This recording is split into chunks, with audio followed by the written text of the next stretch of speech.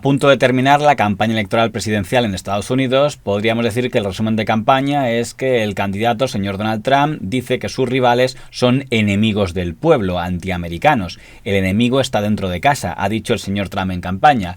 Mientras que el resumen de la campaña de la señora Kamala Harris es que si gana su rival, se acaba la democracia. Como se ve, una campaña bastante moderada por parte de ambos candidatos. La última novedad fue que el todavía presidente, el señor Biden, se ha referido a los partidarios del señor Trump como basura.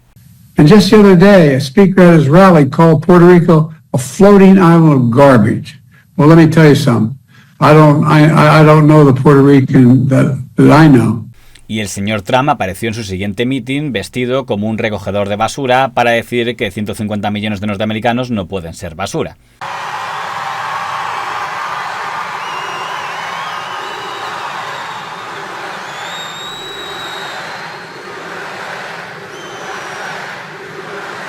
Thank you very much, everybody.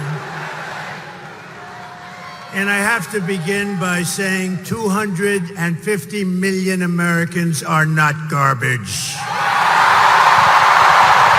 Desde el punto de vista mediático, ha habido una sorpresa en contra de lo que se esperaba. Es decir, lo que se esperaba es que a efectos de televisión, pues era bastante fácil suponer que los grupos mediáticos de Fox News y sobre todo de Newsmax iban a ser los portavoces de campaña del señor Donald Trump, mientras que el resto de grupos mediáticos, el grupo Discovery, que es el que tiene la CNN, el grupo Disney, que es el que tiene la ABC, el grupo Comcast, que es el que tiene la NBC y la MSNBC, y el grupo ahora llamado Paramount, que es el que tiene la CBS, iban a hacer todos campaña a favor de la señora Kamala Harris, y eso más o menos se ha cumplido.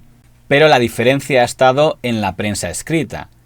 Hasta ahora los dos principales periódicos, el New York Times y el Washington Post, habían hecho campaña a favor de los candidatos del Partido Demócrata. The New York Times is so dishonest. The Washington Post is so dishonest. They write things, you can do something great, and they can make it sound horrible. You can do something good, and they can make it sound beyond belief bad, like it's the worst thing ever. And I said it a little bit before, you can do something great and it doesn't get reported. That's in a way just as bad. Apoyaron a Obama en el 2008, apoyaron a Hillary Clinton en 2016 y al señor Biden en 2020. De hecho, el señor Donald Trump, que en la campaña de 2016 enumeró delante de la señora Hillary Clinton a los medios que consideraba enfrente, incluía a esos dos periódicos enfrente. These events give not only the candidates a chance to be with each other in a very social setting, it also allows the candidates the opportunity to meet the other candidates' team. Good team. I know Hillary met my campaign manager, and I got the chance to meet the people who are working so hard to get her elected. There they are. The heads of NBC, CNN, CBS, ABC. There's the New York Times right over there and the Washington Post. They're working overtime.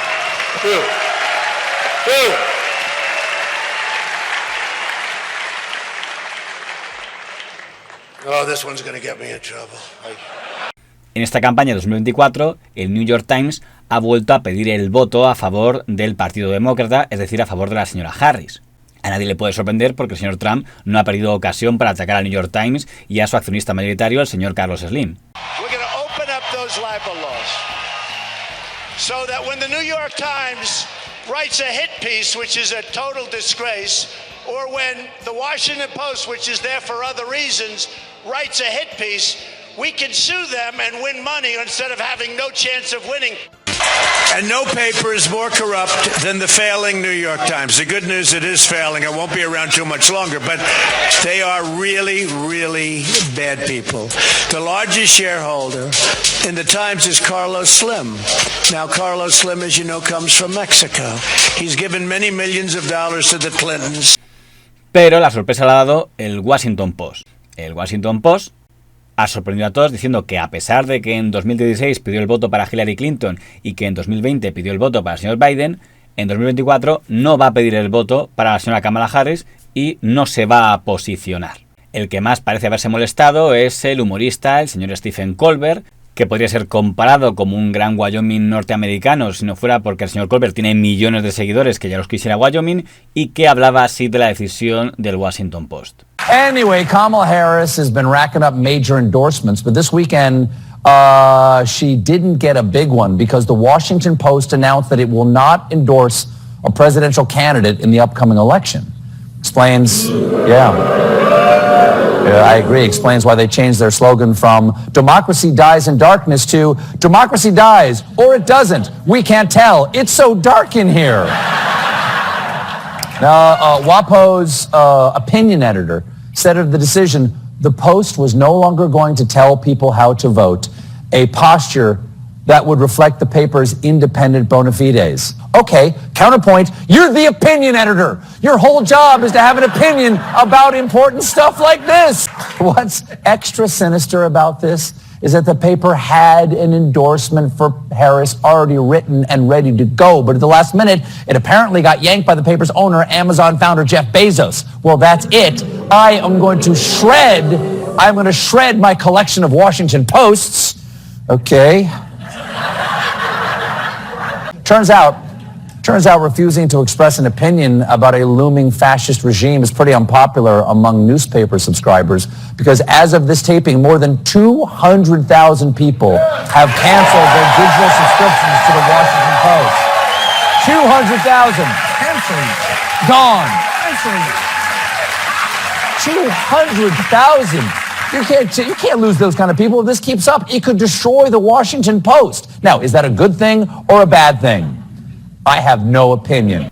Lo curioso es que el Washington Post, propiedad efectivamente del grupo Amazon, tanto en el 2016 como en 2020, hizo campaña contra el señor Donald Trump y de hecho el señor Trump se dedicó bastante a atacar al Post y al propio Amazon y al propio fundador de Amazon, señor Bezos, diciendo que iba a ir a por ellos y a obligarles a pagar los impuestos en Estados Unidos. Because every hour we're getting calls from reporters on the Washington Post asking ridiculous questions. And I will tell you, this is owned as a toy by Jeff Bezos, who controls Amazon. Amazon is getting away with murder tax-wise. He's using the Washington Post for power so that the politicians in Washington don't tax Amazon like they should be taxed.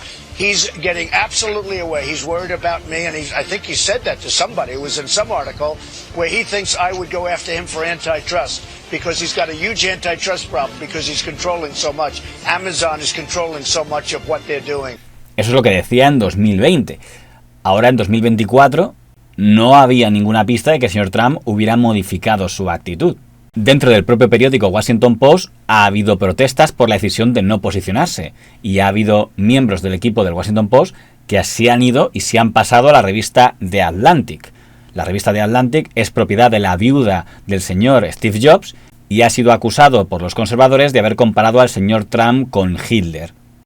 When he said today, America first, it was not just the racial, the Hitlerian background to it, but it was the message I kept thinking, what does Theresa May think of this morning when she picks up the papers and says, oh my God, what did he just say? Hay que decir que la revista The Atlantic ya en 2016 se posicionó en contra del señor Trump diciendo que era el fascismo. Es más que una revista. The Atlantic es una institución.